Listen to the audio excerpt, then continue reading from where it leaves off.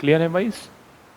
Okay, तो बहुत बहुत स्वागत है आप सभी का एक बार फिर से गैलेक्सी टीचर्स क्लासेस के इस ऑनलाइन प्लेटफॉर्म पर, जहां हम सभी टीचिंग से रिलेटेड जितनी भी वैकेंसीज होती हैं उनकी तैयारी करते हैं। 20 अगस्त 2023 को होने वाले सीटेट, जिसे हम शुद्ध रूप से CTET कहते हैं, होने वाले एग्ज़ाम की तैयारी कर रहे हैं, जो OMR बेस्ड फिर से 2 साल पहले जैसे एग्ज़ाम होता था उसकी तरह ही होने वाला है। ठीक है, मतलब सबको पेपर मिलेगा, OMR कॉपी मिलेगी, आपको गोला गोला उस पे करना है। A सही है तो A पे, B सही है तो B पे, C सही है तो C पे, D सही है तो D पे। ठीक है, एक पेपर होगा, सबको वही पेपर मिलेगा।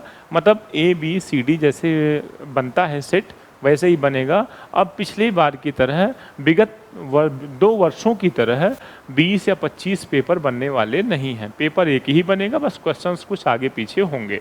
ठीक, तो आइए 5 जनवरी के पार्ट 2 को हम करने चल रहे हैं। पार्ट 1 हमने कर लिया था। अब तो इतने पेपर हम लोग कर चुके हैं कि बहुत चीज़ें समझाने की आवश्यकता नहीं है, बहुत सी बातें हमको समझ में आ चुकी हैं। अब हम एक फास्ट ट्रैक रिवीजन की तरफ चल रहे हैं। एक समावेशी व्यवस्था में कौन किसकी ज़रूरतों के अनुसार यथोचित संयोजन करता है? समावेशी व्यवस्था है, ठीक है, समावेशी व्यवस्था है। समावेशी व्यवस्था कहने का मतलब समावेशी शिक्षा है। अब समावेशी शिक्षा है तो सर स्कूल होगा, शिक्षक होंगे, विद्यार्थी होंगे प्यारे प्यारे से, ठीक है, विद्यार्थी होंगे। तो कौन किसके लिए यथोचित संयोजन व्यवस्था बनाता है?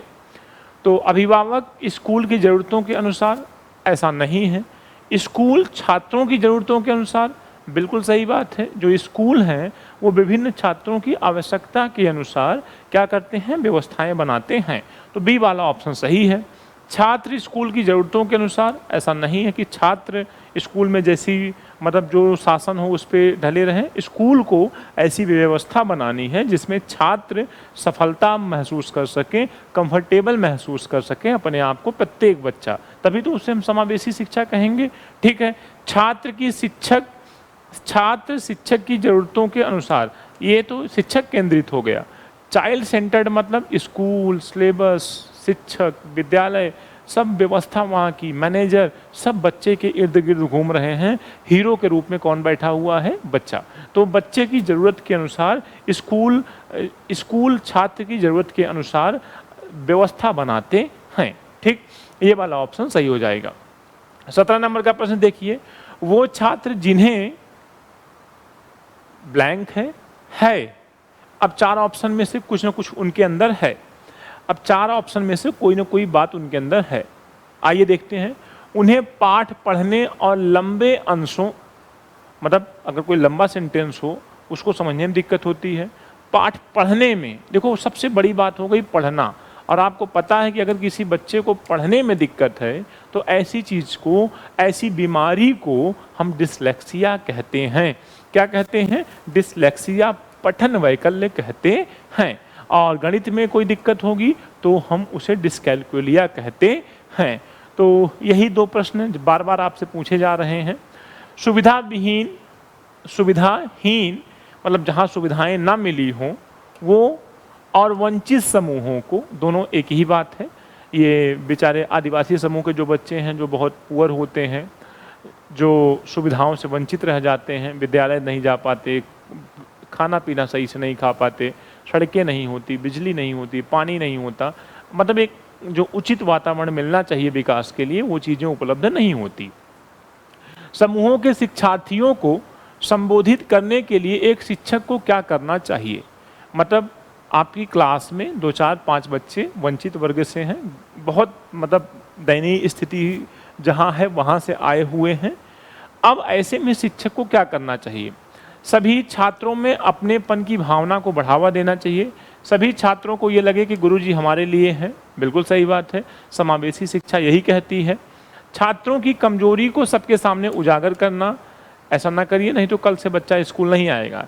इन छात्रों को एक अलग संकाय में रखना, पृथक्करण नहीं करोगे, क्योंकि समावेशी शिक्षा को ध्यान में रख के चलना है। समावेशी शिक्षा का मतलब स्वैग से करेंगे सबका स्वागत। क्लास में सारे बच्चे एक साथ बैठ के पढ़ेंगे और कोई शिकायत नहीं होनी चाहिए, आपका व्यवहार ऐसा होना चाहिए।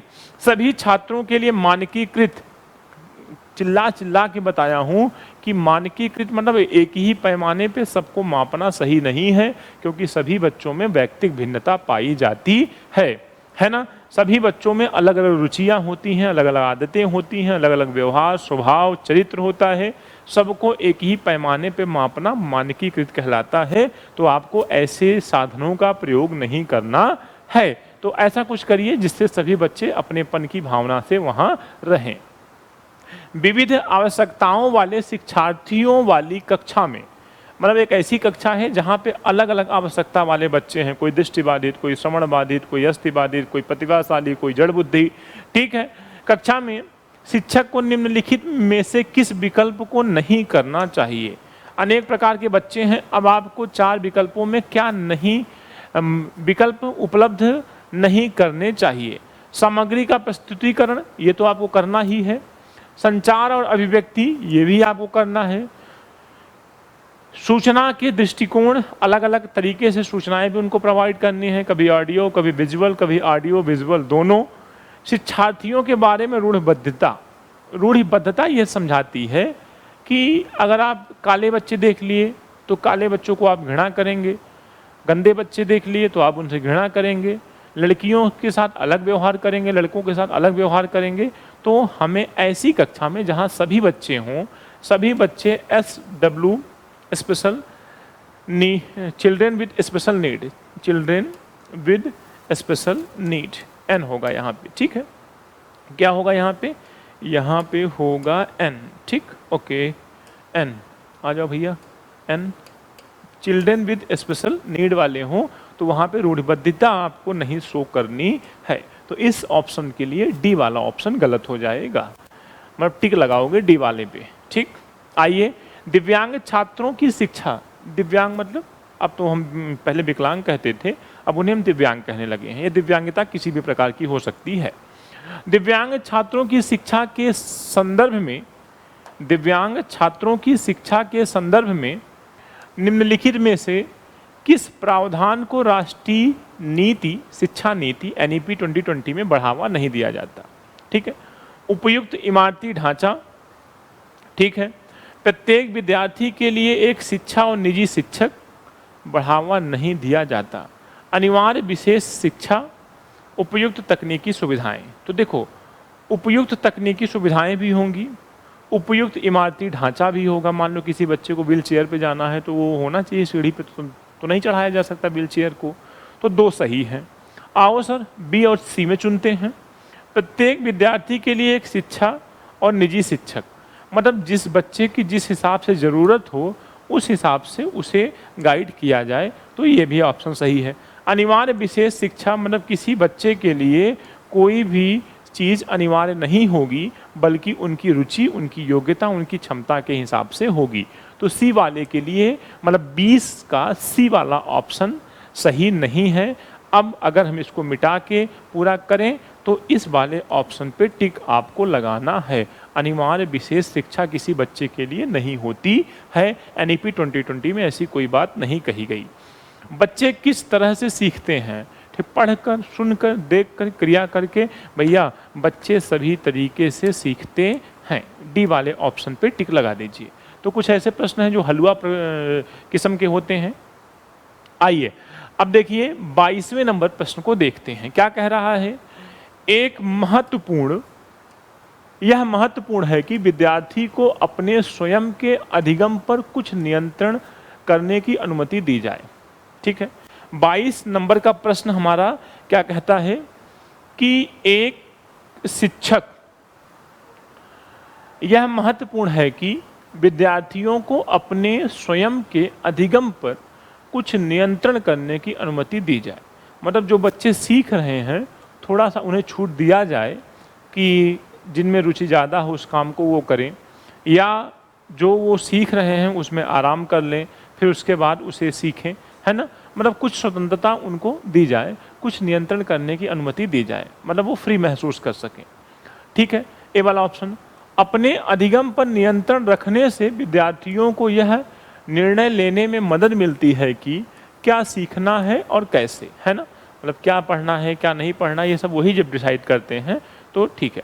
दोनों सेंटेंस हमारे सही हैं। ये काम हमें बच्चों के साथ करना चाहिए, उन्हें उन पर छोड़ देना चाहिए, कुछ स्वतंत्रता उनको फील करानी चाहिए कि किस बात को वो पढ़ें, किस बात को छोड़ें, कैसे सीखना है, जिस मेथड से वो कंफर्टेबल हों वो डिसाइड कर सकते हैं। ठीक है, तो ऊपर वाले सेंटेंस की बात नीचे वाले भी की जा रही है, ऊपर वाले की व्याख्या नीचे वाला भी कर रहा है, तो दोनों सेंटेंस सही हैं, इसलिए हम ए वाले पे टिक लगा देते हैं। अच्छा, मैंने आपको ट्रिक बताया था एक कि जब कभी आप जल्दी में रहना, 2-3 सेकंड का समय होगा तो ऐसे प्रश्नों पे ए वाले पे आप गोला कर देना। देखो ये 99% सही है, 1% ऐसा है कि ऑप्शन डी भी हो सकता है, बी भी हो सकता है, लेकिन अगर आपके पास समय नहीं है तो आप निश्चित रूप से ए वाला लगा देना, ए वाला सही होता है। ठीक, चलिए अब हम 23 नंबर प्रश्न को देखते हैं।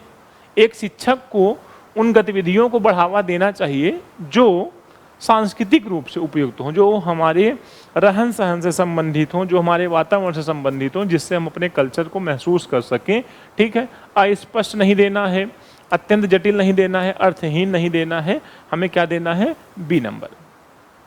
24 नंबर का प्रश्न देखते हैं। एक शिक्षक को ऐसी गतिविधियों की रूपरेखा तैयार करनी चाहिए जो अपसारी सोच को बढ़ावा दें। अपसारी सोच कहने का मतलब हमारा ये है कि जो किसको बढ़ावा दें, सृजनात्मकता को बढ़ावा दें। अब तो आप लोग हीरो बन गए होगे, शब्दों को देखकर भी टिक लगा सकते हो। निराशा नेगेटिव, अभिसारी नेगेटिव, रटना नेगेटिव, तो अपसारी सोच पॉजिटिव। एक दिन एक क्लास में मैं आपको नेगेटिव और पॉजिटिव दोनों पढ़ा दूंगा। ठीक है, तो इसमें सृजनात्मकता और अपसारी सोच को बढ़ावा दिया जाना चाहिए। अब हम बात करते हैं 25वें नंबर प्रश्न की। समकालीन सिद्धांतकारों के अनुसार सीखना प्राथमिक रूप से एक यांत्रिक गतिविधि है, एक व्यवहारिक गतिविधि है, एक सामाजिक गतिविधि है। तो जी हाँ, निष्क्रिय नहीं है, यांत्रिक नहीं है कि हम किसी यंत्र के द्वारा ही सीख सकते हैं, व्यवहारिक हो सकता है लेकिन यहाँ पे सामाजिक दिया गया है, इसलिए हम समाज को ज़्यादा महत्व देते हैं। समाज में रहकर बच्चा जल्दी डेवलप होता है। ठीक, अब हो गया हमारा 25 नंबर का प्रश्न। अब हम बात करते हैं 26 नंबर प्रश्न की। देखने में डरावना लेकिन आसान। देखने में क्या है, डरावना है लेकिन आसान है। ठीक, एक शिक्षक को छात्रों के बीच समस्या समाधान रणनीतियों के विकास की सुविधा प्रदान करनी चाहिए। बिल्कुल सही बात है। एक अगर हम टीचर हैं तो छात्रों में समस्या समाधान की कुछ योजनाएं बताएं, रणनीतियां बताएं। ठीक, ओके, सही है। समस्या समाधान की रणनीतियां, देखो ऊपर वाले की व्याख्या नीचे वाला है, यहीं से समझ जाओ। समस्या समाधान की रणनीतियां अधिगम में सुधार करती हैं और समालोचनात्मक चिंतन को बढ़ावा देती हैं। जब हम सोचते हैं किसी चीज़ को, अनेक स्ट्रेटजी अपनाते हैं, अनेक प्लानिंग करते हैं, अलग अलग टाइप की प्लानिंग बनाते हैं, योजनाएं बनाते हैं, तो हमारे अंदर समालोचनात्मक चिंतन, क्रिटिकल थिंकिंग, क्रिटिकल मतलब गहरी सोच, जिससे हम एक समस्या के समाधान तक पहुंचते हैं, अपने जीवन में अच्छा जीवन व्यतीत करते हैं। ठीक है, मतलब बुद्धिमान बनाने की प्रक्रिया। तो जाहिर सी बात है ये वाला ऑप्शन भी हमारा सही है, मतलब दोनों सेंटेंस सही हैं। और ऊपर वाले की व्याख्या ए वाला कर रहा है। मेरी ट्रिक फिर काम आ गई आपको कि ए वाले पे टिक लगा दीजिए। ठीक है, मैक्सिमम वही सही होता है, क्योंकि उन लोगों को पता है कि पीसीएस का पेपर तो दे नहीं रहे हो, दे रहे हो छोटा सा पेपर एक, और ज़्यादा बच्चों को घुमाया ना जाए। ठीक, छात्रों के बीच भ्रांतियों को क्या करना चाहिए, निर्मित करना चाहिए। अच्छा, बच्चों में कन्फ्यूजन पैदा करनी चाहिए, तो ऐसा नहीं है सर। फिर क्या है, उनकी कन्फ्यूजन को अनदेखा कर देना चाहिए, तो ये भी गलत है। प्रचारित करना चाहिए, प्रमोट करना चाहिए कि और कन्फ्यूज हो, नहीं। छात्रों के बीच बच्चों की जो मतलब छात्रों की जो भ्रांतियां हैं, मिसकॉन्सेप्शन हैं, जो गलत धारणाएं बन गई हैं, उसको पहचान के उसे दूर करना चाहिए। ठीक है, ओके। अब हम बात करते हैं 28 नंबर प्रश्न की। छात्रों में भय का भाव, अगर बच्चे डर जाएं, है ना, जो पुराने टीचर होते तो वो तो यही कहते कि अधिगम में सुधार होगा, तो ऐसा आधुनिक समय में नहीं कहा जाता। अधिगम के लिए हानिकारक है, बिल्कुल, मैं तो उसको भी कट करने जा रहा था ऊपर वाले की भावना में आकर के। ठीक है, बी वाला, अधिगम छात्रों में भय का भाव अधिगम के लिए हानिकारक है। अधिगम के लिए आवश्यक है, बिल्कुल नहीं, डराइए नहीं। अधिगम पर कोई प्रभाव नहीं डालता, बहुत प्रभाव डालता है। बच्चे सीख नहीं पाते हैं, स्कूल छोड़ देते हैं, तो अधिगम के लिए हानिकारक है। ओके, छोटे छोटे प्रश्न हैं। अब देखिए 29 नंबर का प्रश्न क्या है, निम्नलिखित में से कौन सा विकल्प छात्रों को महारत मतलब अर्जुन बनाने के लिए, सीखने के लिए प्रेरित करेगा? ठीक है, योग्यता की चाह, सत्ता की चाह, धन की चाह, प्रसिद्धि की चाह। देखो, अब आप बच्चों को पढ़ाना चाहते हो तो अब छोटे बच्चों को तो आप ये तो बताओगे नहीं कि तुम्हें पावर प्राप्त होगी, तुम पैसा कमाओगे, प्रसिद्धि तुम्हें मिलेगी। आप सबसे पहली चीज़ क्या डेवलप करोगे उनके अंदर? योग्यता। तो योग्यता अगर उनके अंदर डेवलप हो गई तो बच्चे महारत हासिल कर सकते हैं। फिर देखिए 30 नंबर का प्रश्न क्या है, अर्थपूर्ण अधिगम को करने के लिए ये सुसाध्य उसाध्य पढ़ाई मत किया करो। ये इंग्लिश मीडियम वालों को झटका देने का तरीका है। ठीक है, तो सुसाध्य उसाध्य कुछ होता नहीं है, परेशान नहीं होना है। ठीक है, अर्थपूर्ण अधिगम को करने के लिए एक शिक्षिका को क्या करना चाहिए? छात्रों के बीच सहयोग को हतोत्साहित मतलब प्रमोट नहीं करना चाहिए सहयोग को, तो गलत बात है। हमें शिक्षक के रूप में एक दूसरे दो बच्चों के बीच में, एक समूह के बीच में सहयोग की भावना, भाईचारे की भावना विकसित करनी चाहिए। ऐसे में बच्चे जल्दी सीखते हैं जब छोटे होते हैं। छात्रों के बीच प्रतिस्पर्धा नहीं सर। विषय वस्तु को रटना बिल्कुल नहीं सर। संपत्तियों की समझ को महत्व देना, मतलब जो हम समझा रहे हैं कॉन्सेप्ट उसे खूब समझो और अपने अंदर मंथन करो, तब तुम्हारे अंदर क्रिटिकल थिंकिंग डेवलप होगी। तो अब हमें डी वाले ऑप्शन पे टिक लगाना है 30 नंबर के प्रश्न का। तो हमने देखा कि सफलतापूर्वक हम लोगों ने 5 जनवरी 2022 को जो पेपर हुआ था उसके पार्ट 1 और पार्ट 2 को कर लिया है। फिर से आपसे कह रहे हैं चैनल को सब्सक्राइब कर लीजिए, दोस्तों के साथ शेयर करिए, ताकि जो न्यू अपडेट्स हैं वो आपको मिलती रहें। न्यू जो वैकेंसीज आने वाली हैं उसकी भी अपडेट और तैयारी करने का मौका आपको मिले। ठीक है, तो मिलते हैं आपसे नेक्स्ट क्लास में 6 जनवरी को पेपर को लेकर के। तब तक अपना ख्याल रखिए। Thank you so much for watching this class.